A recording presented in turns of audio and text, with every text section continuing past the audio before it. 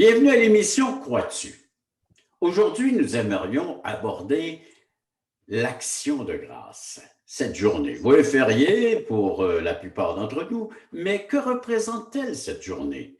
Et je ne suis pas seul aujourd'hui, je suis en compagnie de mes amis, c'est-à-dire M. Michel Nadeau. Bonjour, bienvenue à l'émission Crois-tu? Merci beaucoup, merci beaucoup. Bienvenue toi aussi, Régent. Ça me fait plaisir. Et notre ami Hugo Etier. Bonjour Hugo. Bonjour, bonjour. Content d'être avec vous. Alors, merci de votre participation pour cette émission. L'action de grâce, j'aimerais débuter avec une histoire fictive. Écoutez-la attentivement. C'est un croyant qui questionne Dieu. Pourquoi m'as-tu laissé toutes ces mauvaises choses m'arriver aujourd'hui? D'abord, je me suis réveillé en retard. Ensuite, mon auto a refusé de démarrer quand j'avais besoin qu'elle démarre. Au restaurant, à midi, ils se sont trompés de commande et j'ai dû attendre plus longtemps avant de pouvoir manger. Et en retournant à la maison, mon téléphone a sonné, mais quand je suis venu pour répondre, la pile a décidé de mourir. Pourquoi, Dieu, as-tu fait ça? Ou as-tu laissé ces choses se faire ainsi? Écoutez la réponse de Dieu. Dieu pouvait répondre ainsi. Regardons ça. Prenons chaque point. Ce matin, un ange de la mort était près de ton lit. Et j'ai envoyé un de mes anges élus pour le combattre. Je te laissais dormir pendant ce combat. Ensuite, je n'ai pas permis que ton auto démarre plus tôt parce qu'il y avait un conducteur ivre sur la route. Il t'aurait frappé. Au restaurant, mais la première personne qui a préparé la mauvaise commande était malade et je ne voulais pas que tu attrapes ce qu'elle avait. Et la pile de ton téléphone est morte parce que la personne qui t'appelait voulait te dire des choses dont elle se serait servie ou te faire dire des choses dont elle se serait servie pour ensuite s'en servir pour porter un faux témoignage contre toi. Je t'ai donc protégé. Oui, histoire fictive d'un croyant avec son Dieu dans un dialogue, dans un pourparler. Tout cela pour vous dire qu'il y a une grande vérité en dessous de cette histoire, même si elle est fictive. Dieu a le pouvoir de tout changer en bien. Tout ce qui arrive dans la vie d'un croyant, Dieu a le pouvoir de changer cela en bien. Et ça, c'est la vérité. Romains chapitre 8, verset 28. Donc, on ne sait pas trop de la façon dont Dieu travaille les choses, mais il travaille pour le bien de ceux qui l'aiment. Et ça, c'est la vérité. Action de grâce, en tout temps, est-ce possible? C'est ce qu'on va voir aujourd'hui dans le cadre de notre émission avec l'aide de nos invités. Vous savez, dans 1 Thessaloniciens chapitre 5, verset 18, Dieu dit, ou le Seigneur Jésus demande, rendez grâce en toutes choses. Inquiétude, inflation, les temps difficiles dans lesquels nous sommes présentement et que de mauvaises nouvelles nous avons aujourd'hui sur le petit globe terrestre. Mais nous pouvons rendre grâce à Dieu, remercier Dieu. J'aimerais que Michel puisse entamer ce premier temps de questionnement au sujet de la grâce ou des actions de grâce, des remerciements à l'égard de Dieu. Michel, peux-tu nous décrire qu'est-ce que la grâce de Dieu? Merci beaucoup, Régent. Merci d'être là, chers amis. Ça nous fait chaud au cœur. Donc, on m'a demandé de donner une définition du mot grâce. Qu'est-ce que ça veut dire le mot grâce? Parce qu'on parle d'action de grâce. Alors, le mot grâce veut dire un cadeau qui nous est offert alors qu'on ne le mérite pas. Un cadeau qui nous est offert alors qu'on ne le mérite pas. Et vous savez que Dieu, notre Créateur, nous offre les plus grands cadeaux qu'on ne mérite pas. La parole de Dieu nous dit dans Éphésiens chapitre 2, versets 8 et 9, c'est par la grâce que vous êtes sauvés, que vous êtes délivrés. Mais sauvés de quoi? Sauvés de la perdition éternelle, sauvés de la condamnation éternelle, sauvés de la colère de Dieu. C'est par grâce, c'est par la grâce que vous êtes sauvés, par le moyen de la foi en Jésus-Christ. Et cela ne vient pas de vous, mais c'est un don de Dieu. C'est un don de Dieu. La grâce est un don de Dieu. Et le verset 9 nous dira, ce n'est point par les œuvres afin que personne ne se glorifie. En d'autres mots, Dieu, notre Créateur, offre à toute l'humanité de très grands cadeaux, et un de ces grands cadeaux, c'est le ciel. Le ciel est un cadeau que Dieu nous offre parce que le Seigneur Jésus-Christ est venu mourir sur cette croix, ressusciter, en d'autres mots, payer la dette de nos péchés. Pendant un certain nombre d'années, moi, je pensais que pour aller au ciel, il fallait que je le mérite, il fallait que je fasse quelque chose pour entrer au ciel. Mais quelle fut ma surprise de voir lorsque le Saint-Esprit de Dieu m'a éclairé, de voir que la parole de Dieu nous présente le ciel comme un cadeau. Un cadeau parce que Jésus-Christ en a payé le grand prix. Romains 6, 23, un autre verset de l'apôtre Paul, nous dit « Car le salaire du péché, c'est la mort. » Le salaire du péché, c'est la mort. Et la mort ici, c'est plus que la mort physique. C'est la mort spirituelle, la mort éternelle. Dieu est pur et nous sommes pécheurs. Il n'y a pas de péché qui rentre au ciel. Et selon la justice de Dieu, car le salaire du péché, puis j'ai péché, on a tous péché, c'est la mort, c'est-à-dire la séparation éternelle d'avec Dieu, la condamnation éternelle d'avec Dieu. Il n'y a personne qui peut mériter le ciel. Il n'y a personne. Jésus-Christ est venu. Donc, le salaire du péché, c'est la séparation éternelle d'avec Dieu. Mais je suis donc content que le verset 23 n'arrête pas là. Mais le don gratuit de Dieu, le don gratuit, d'habitude, un don, c'est gratuit. Pourquoi don gratuit? C'est pour être sûr qu'on saisisse. Le don gratuit de Dieu, c'est la vie éternelle en Jésus-Christ.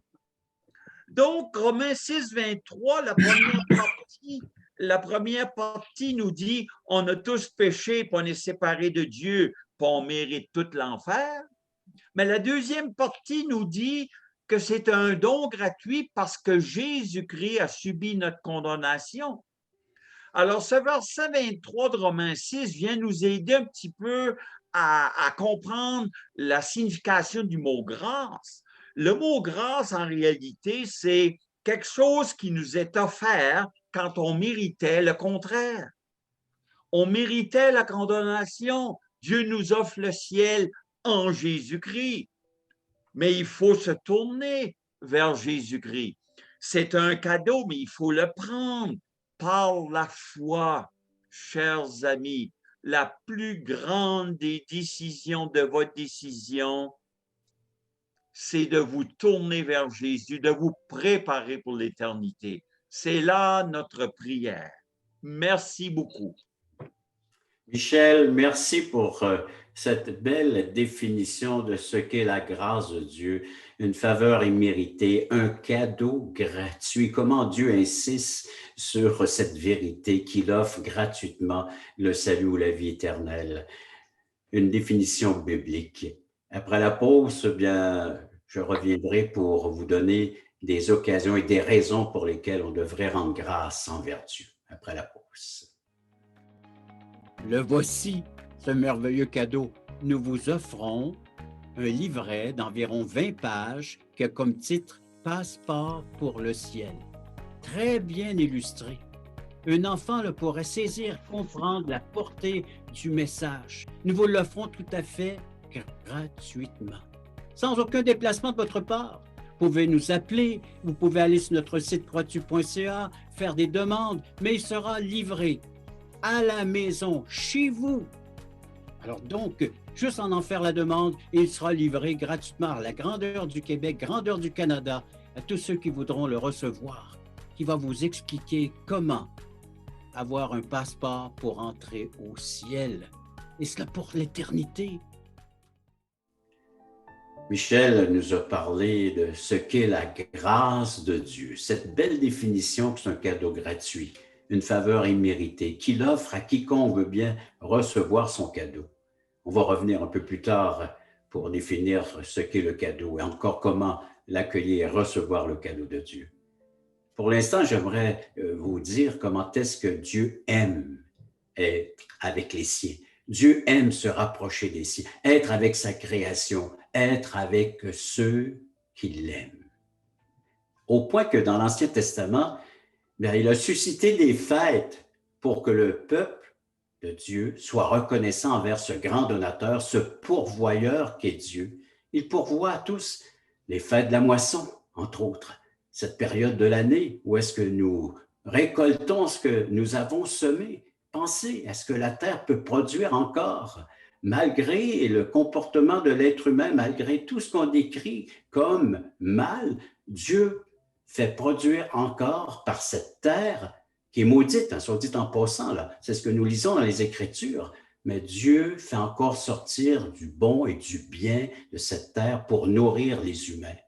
Et il y avait des fêtes dans l'Ancienne Alliance, dans l'Ancien Testament, pour les Juifs se rassembler. Et encore, il les souligne, ces fêtes. Et nous aussi, on a l'action de grâce. C'est pourquoi, bien souvent, on remplit nos tables alors de cette nourriture, de ces fruits, de ces légumes.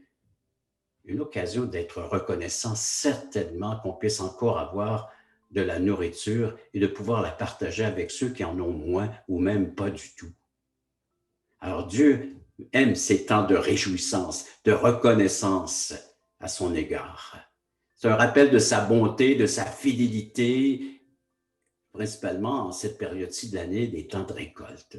Mais il y a un texte dans le Nouveau Testament, j'aimerais faire ressortir, je vais vous lire dans la Bible, c'est dans Luc chapitre 17, verset 12. Là aussi, là c'est le Seigneur Jésus qui fait ressortir une action de grâce, un remerciement. Verset 12 de Luc 17. Comme il entrait dans un village, 10 lépreux vinrent à sa rencontre, et se tenant à distance, ils élevèrent la voix et dirent: Jésus, Maître, aie pitié de nous. Dès qu'il les eut vus, il leur dit: Allez vous montrer au sacrificateur. Et pendant qu'ils y allaient, il arrivait qu'ils furent guéris. Tout simplement, un miracle, simplement, quelque chose d'extraordinaire, un miracle. L'un d'eux, se voyant guéri, revint sur ses pas, glorifiant Dieu à haute voix. Plus de gêne, là, hein? Alors, à haute voix, il crie, il bénit Dieu, il honore, glorifie Dieu. Il tomba sur sa face aux pieds de Jésus et lui rendit grâce. C'était un Samaritain, c'est-à-dire un non-juif. Un Samaritain, c'était mal perçu par les Juifs. Et il est dit, au verset 17, Jésus prenant la parole, dit: Les 10 n'ont-ils pas été guéris? Et les 9 autres, où sont-ils? Ne s'est-il trouvé que cet étranger pour revenir et donner gloire à Dieu? Et puis il dit: Lève-toi, va, ta foi t'a sauvé. Imaginez, le Seigneur guérit 10 lépreux et sur 10, une personne sur ce lot revient vers le guérisseur pour le remercier et se jeter à ses pieds et être reconnaissant de tout son être, de tout son cœur.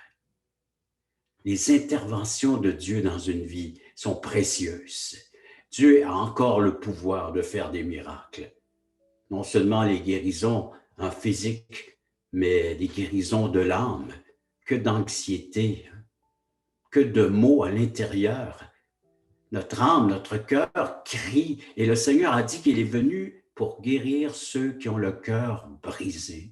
Il peut travailler dans les profondeurs de l'être et apporter un baume, une guérison, une consolation, un réconfort. Et souvent, malheureusement, on oublie cet aspect que Dieu prend soin de l'âme, en portant tous les soins nécessaires de cet aspect matériel, spirituel de l'être humain. Et c'est là que Dieu veut travailler en premier. Oh, ensuite, il pourra apporter le reste, la guérison à ce corps physique. Mais premièrement, notre aspect spirituel qui souffre à l'intérieur. Dieu travaille.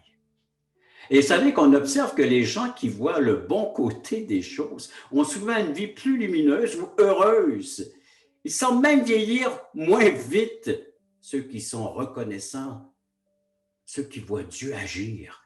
Moins de soucis, moins de plis. Oh, c'est pas prouvé scientifiquement, mais c'est seulement une remarque que je fais ici. Mais elle est là. Hein? Dieu tient le monde dans sa main. Et tout ce qui arrive est sous son contrôle. Il est appelé le Seigneur de cette vie, le Seigneur de ce monde. Il est le soutien, un Dieu pourvoyeur, un Dieu bon, un Dieu bienveillant, un Dieu qui veille sur sa création, un Dieu qui est présent et qui apporte les soins nécessaires et qui est prêt à intervenir en tout temps, surtout lorsqu'il entend un cri de la part de sa création, de l'être humain. Dieu est prêt à intervenir. Voilà des occasions de rendre grâce à notre grand Dieu, Sauveur et Seigneur. Après la pause, ce sera Hugo qui nous présentera comment être reconnaissant envers ce Dieu.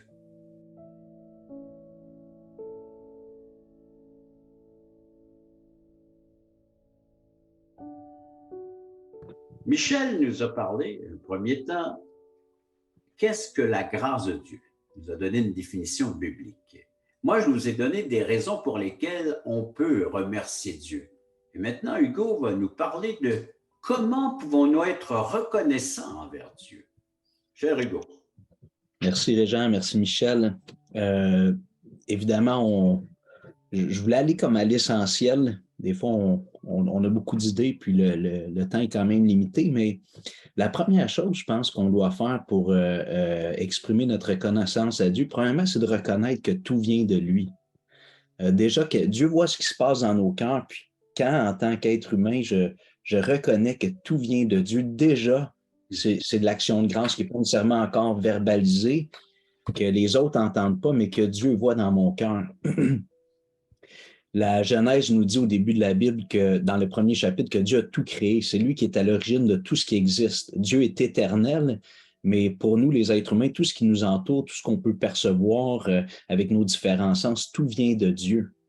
Et dans l'Apocalypse, justement, il y a un passage, Apocalypse chapitre 4, verset 11, où il y a des gens qui sont devant Dieu puis qui s'expriment et ils disent « Tu es digne, notre Seigneur et notre Dieu, de recevoir la gloire, l'honneur et la puissance, car tu as créé toutes choses, et c'est par ta volonté qu'elles existent et qu'elles ont été créées. » Donc, de reconnaître que tout vient de Dieu.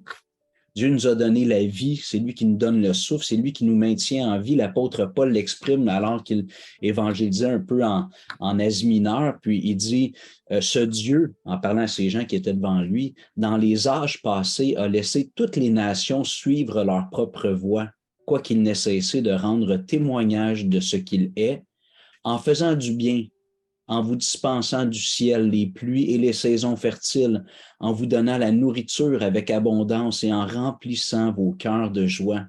Si on peut manger, si on a les saisons, la pluie, toutes les moissons, parlant en introduction des moissons, tout vient de Dieu. Et lorsque Paul était à Athènes, en parlant à ces gens qui avaient une approche plutôt philosophique, il leur dit, en faisant encore une belle introduction, il leur dit à un certain point, car en Dieu, nous avons la vie, le mouvement et l'être. Tout vient de Dieu. Souvent, j'entends des croyants dire « Je remercie Dieu pour la vie, je remercie Dieu pour la santé, je le remercie pour le travail que j'ai, je le remercie pour la nourriture qu'il me donne, puis ainsi de suite. » Mais pour aller plus loin dans notre rapport avec Dieu, Michel nous a parlé de la grâce de Dieu. Je pense que comment exprimer notre gratitude, notre reconnaissance envers Dieu, c'est de reconnaître l'amour que Dieu a eu pour nous. Parce que pour Dieu, le geste, mis à part toutes les autres bénédictions qu'il nous accorde, la richesse, l'abondance qu'il nous donne, ce que Dieu a fait pour nous, les êtres humains, envers nous, les êtres humains qui avaient de plus précieux, de plus cher à son cœur, c'était de donner son propre Fils. Un verset qui est bien connu, Jean 3,16, « Car Dieu a tant aimé le monde qu'il a donné son Fils unique, afin que quiconque croit en lui ne périsse point, mais qu'il ait la vie éternelle. » Dans des mots peut-être plus théologiques, l'apôtre Paul dit « Rendez grâce au Père » en parlant de Dieu le Père, qui vous a rendu capable d'avoir part à l'héritage des saints dans la lumière.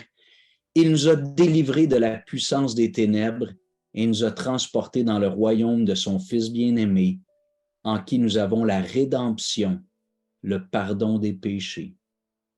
Et un peu plus loin, Paul, en parlant de Jésus, dit « Tout a été créé par lui et pour lui. » Et il y a deux personnages dans le temps qui me reste que j'aimerais vous présenter rapidement. Peut-être vous avez déjà entendu parler de Zachée, cet homme-là qui est un collecteur d'impôts, vraiment un homme prospère sur le plan matériel, un homme qui faisait des affaires bien souvent pas tout à fait droites, mais qui s'était bien enrichi.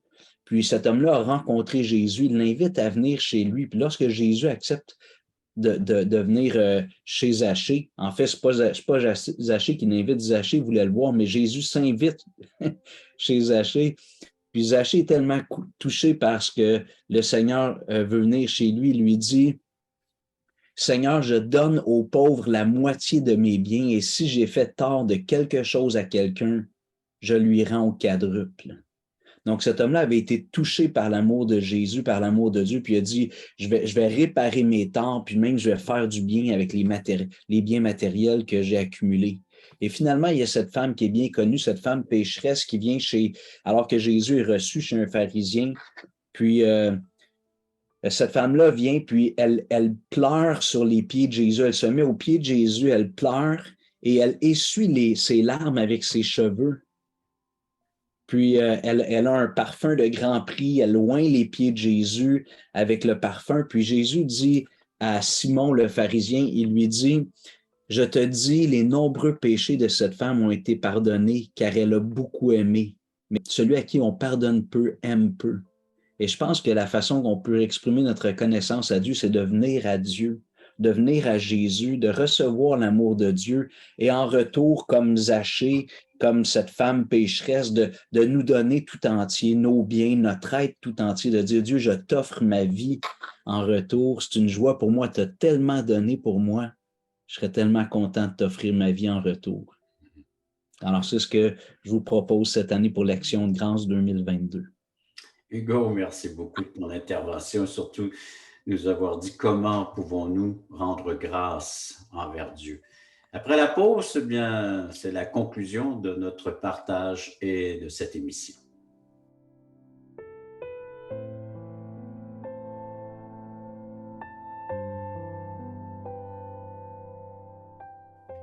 Donc, nous voyons qu'il y a plusieurs raisons pour lesquelles on devrait rendre grâce à Dieu, remercier Dieu pour ses bienfaits.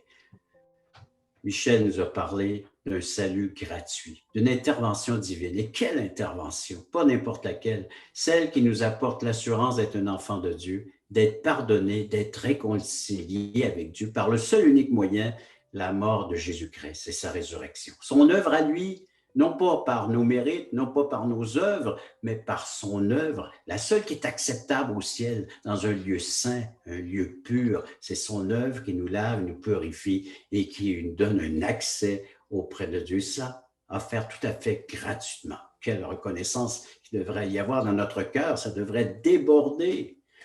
Alors, Hugo nous a parlé, donc, les raisons. En voilà une des raisons, la raison principale pour laquelle on devrait être reconnaissant envers Dieu. Un salut offert gratuitement, accompli une fois pour toutes, un salut complet, entier, rien à y rajouter, un salut offert par l'entremise de l'obéissance et de l'œuvre accomplie par Jésus-Christ. Vous voulez en savoir peut-être un peu plus sur ce salut qui vous est offert? Eh bien, écrivez-nous, appelez-nous, les coordonnées sont à l'écran. Allez sur notre plateforme croitu.ca et là, c'est un service gratuit. Vous pouvez même faire la demande de littérature. On vous offre, entre autres, eh bien, le passeport vers le ciel. On a besoin de passeport pour voyager dans ce monde. Eh bien, un passeport pour entrer au ciel. C'est quoi ce passeport? Il va vous ramener encore à ce don gratuit, à cette œuvre que Jésus-Christ a accomplie pour vous, mais de façon même à l'aide de dessins, de schémas, et puis une prière, un exemple, un modèle de prière, dire « Je suis un pécheur, j'ai besoin d'être réconcilié avec le Dieu saint, le Dieu pur, et c'est par l'entremise de Jésus-Christ que je peux être réconcilié une fois pour toutes. » Mon cher Michel, qu'as-tu à rajouter à notre émission? Bien, je remercie les gens d'avoir été là, puis une joyeuse fête d'Action de grâce. Et n'oublions pas, n'oublions jamais que tout vient de Dieu. Joyeuse fête d'Action de grâce. Et mon cher Hugo? Merci. Moi, ce que je souhaite à nos auditeurs pour l'Action de grâce 2022, c'est que ce soit une occasion de saisir davantage l'amour de Dieu envers nous, puis un peu comme Zachée ou comme cette femme qui avait eu une mauvaise vie, d'être prêt à se donner tout entier, à offrir nos biens, à offrir notre temps, puis dire Dieu, c'est la moindre des choses quand je considère l'amour que tu as eu pour moi, de t'offrir tout mon être en retour. Je vous souhaite une bonne action de grâce.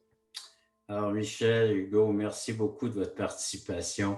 Et à mon tour, chers téléspectateurs, à vous souhaiter une bonne et heureuse action de grâce. Que votre cœur puisse déborder d'actions, de remerciements envers un Dieu créateur qui nous donne le souffle et qui nous donne surtout non seulement une vie ici-bas sur terre, mais une vie éternelle, une présence avec lui sans fin. Et tout cela par cadeau, uniquement parce que le Fils est venu ici-bas sur cette terre pour nous racheter et nous sauver. Merci d'avoir été à l'écoute de cette autre émission.